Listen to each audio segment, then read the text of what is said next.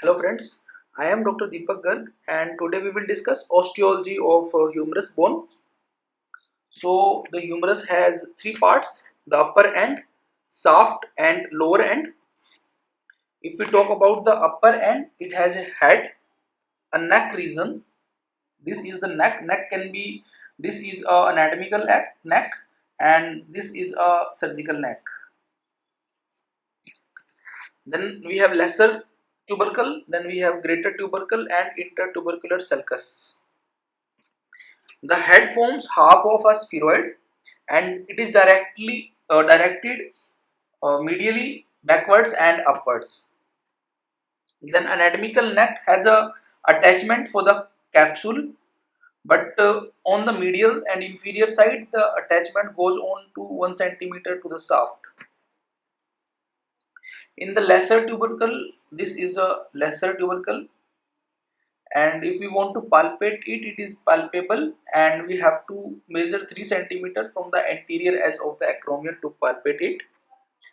And if we look at the attachment, we can see that there is an attachment insertion on the lesser tubercle. This is an attachment of the subscapularis muscle.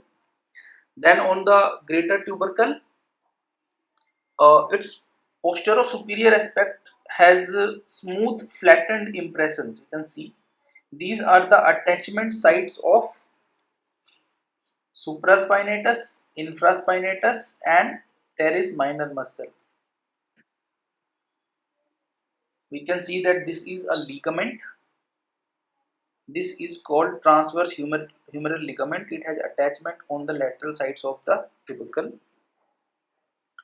And this is a intertubercular sulcus or the bicipital groove. It contains the biceps tendon. Along with the biceps tendon, it has an ascending branch of the anterior circumflex humeral artery.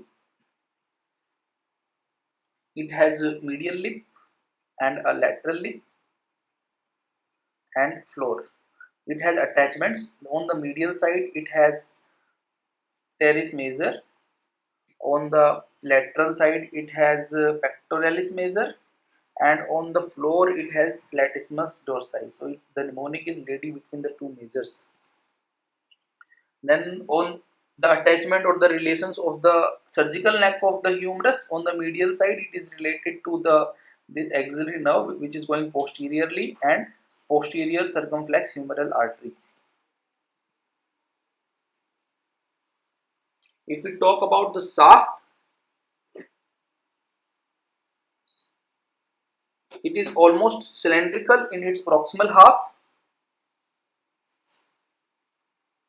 And if we talk about the distal to the deltoid tuberosity, it is a equilateral triangle. And if we look at just above the lower end of the humerus, it is an isosceles triangle. It has 3 borders and 3 surfaces.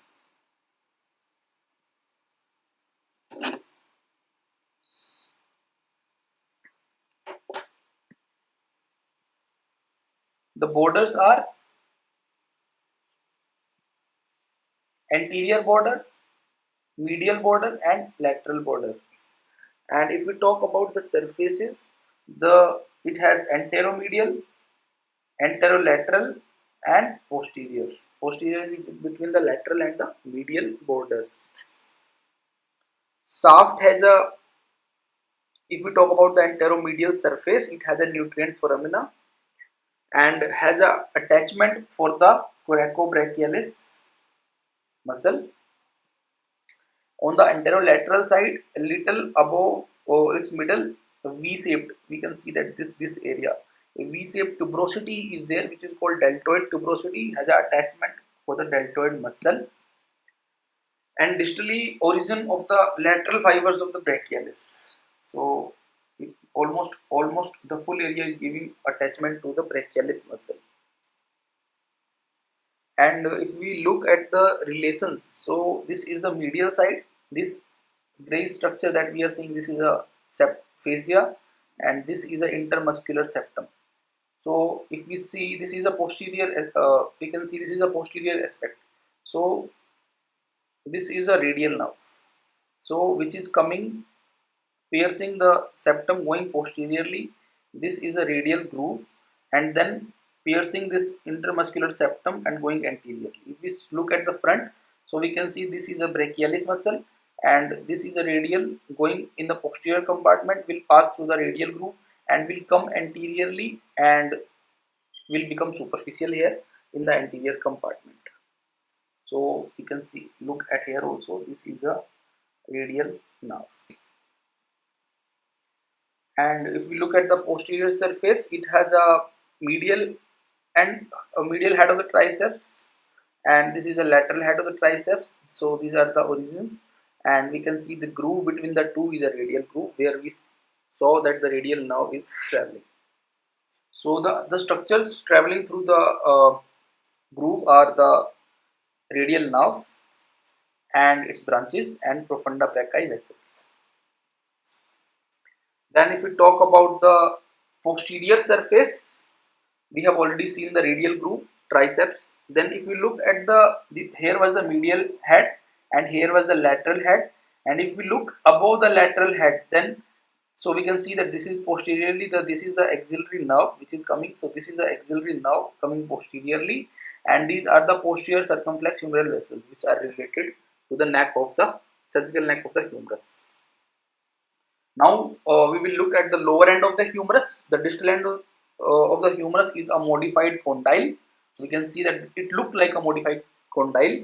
It is wider transversely and has articular and non-articular parts. If we talk about the articular parts, it has a capitulum and trochlea. So this part is a capitulum which has a articulation with the radial head, and this is a trochlea for the trochlear notch of the ulna to articulate with the ulna, and these are the only articular parts of the distal humerus. If we talk about the non-articular parts, it has a medial epicondyle, it has a lateral epicondyle, then it has a coronoid fossa, then it has a radial fossa, then it has a olecranon fossa. This is a posterior aspect, this is the anterior aspect, and this is a posterior aspect. Then we talk about the capitulum. We already have seen that this articulates with this is the capitulum, it articulates with the head of the radius, as we can see, and it lies in contact with its inferior surface in full extension, and if the elbow flexes, then the anterior surface will come in contact. We talk about the trochlea. It articulates with the trochlear notch of the ulna. The trochlea is a pulley-shaped surface that covers the anterior, inferior, and posterior surfaces of the condyle of the humerus medially and articulates with the trochlear notch of the ulna.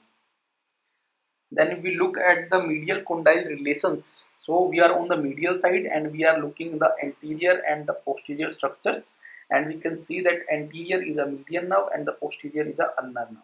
So the mnemonic we have made is PUMA.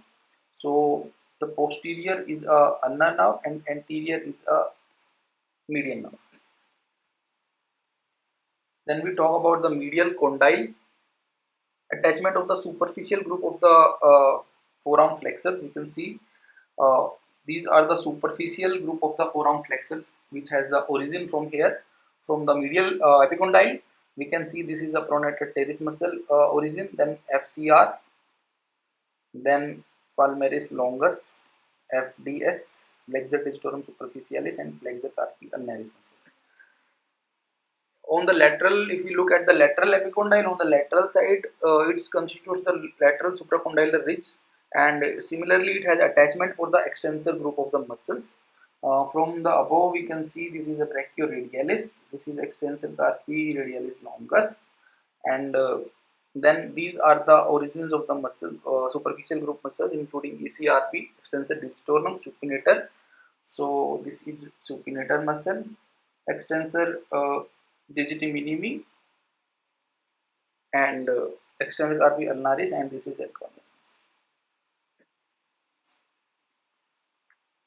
We have already seen that this is a coronoid fossa. It accommodates the anterior margin of the coronoid process of the ulna during flexion of the elbow, and this is a radial fossa. It is related to the margin of the head of the radius in full flexion of the elbow. So this was the osteology of the radius. Thank you guys. Thank you.